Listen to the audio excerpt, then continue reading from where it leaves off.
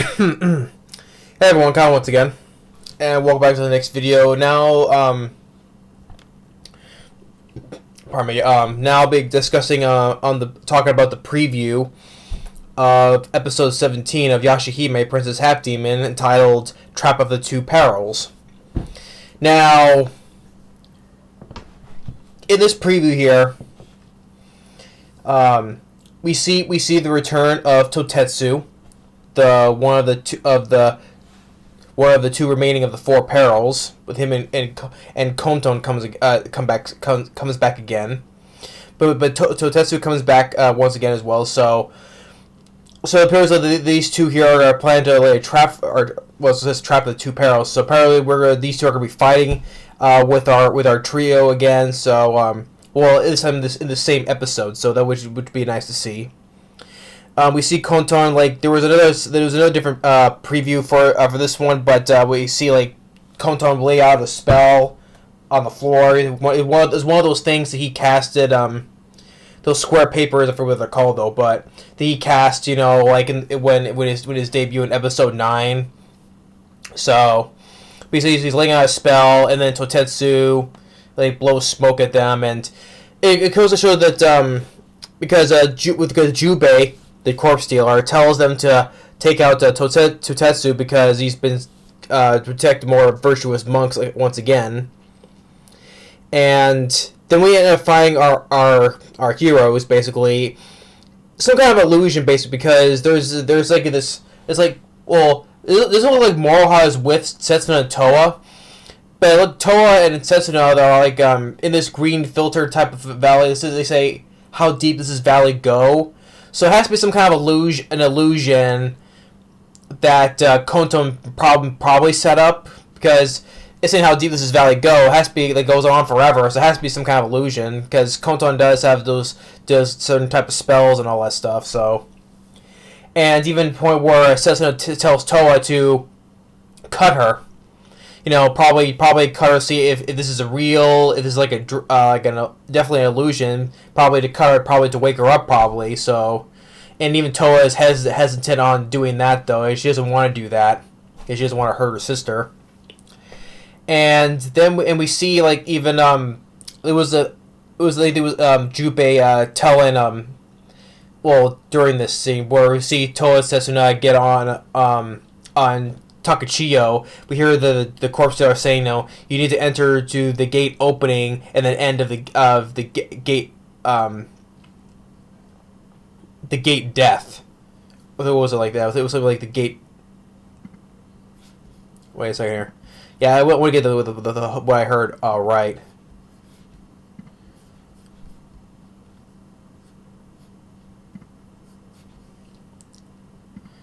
Yeah, it's the gate of death. Yeah, to the gate, enter through the gate of opening, and then end with the gate of death.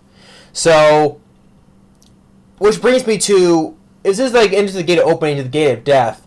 That kind of brings me to the mentioning of maybe the gate probably leading to the afterlife, because that's like the place where it is kind of like the gate of death, basically, or like the afterlife, basically, the gate of death.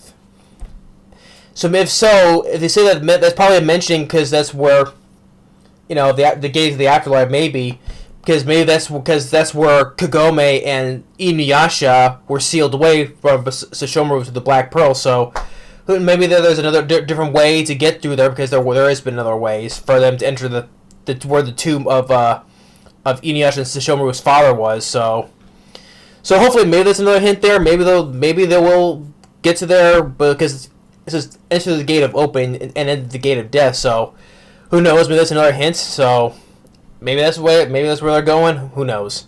We'll have to wait and see on that episode, though. But then, yes, we see Totetsu, and then we said with Konton.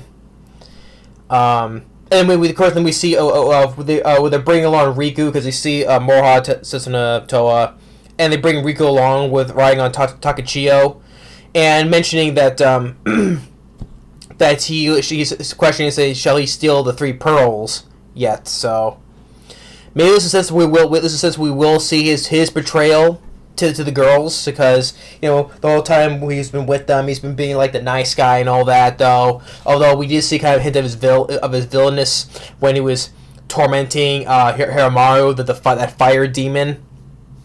So he was showing like him doing that little evil smile of his. So maybe this is the episode where he'll betray the girls, but we'll see on that.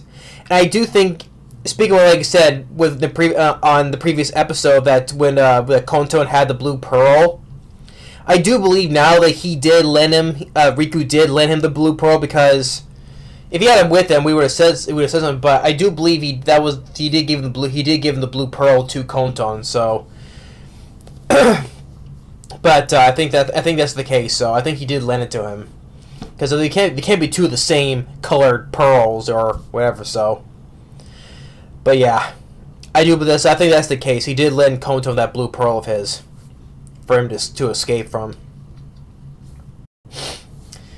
So the Trap of the Two Perils.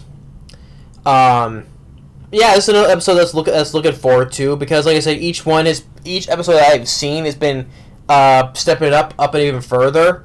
I enjoyed the previous episode because that was more focused on Moroha, but hopefully we'll see what happens in this next episode, Trap of the Two Perils.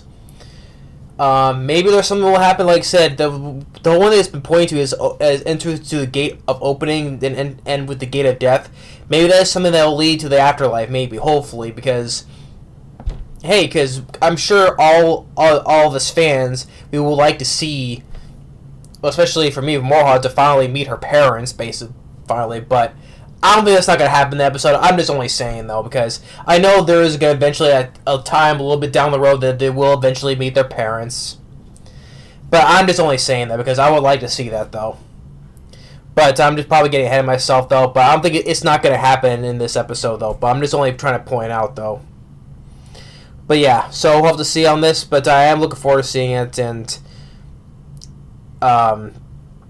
because each of these these remaining two perils, like Konton, he's definitely good in his own way. Did casting all these spells and had a hard time. Especially he had the system of his two lions, the Thunder and Wind one, and he's threatening in his own way. Especially how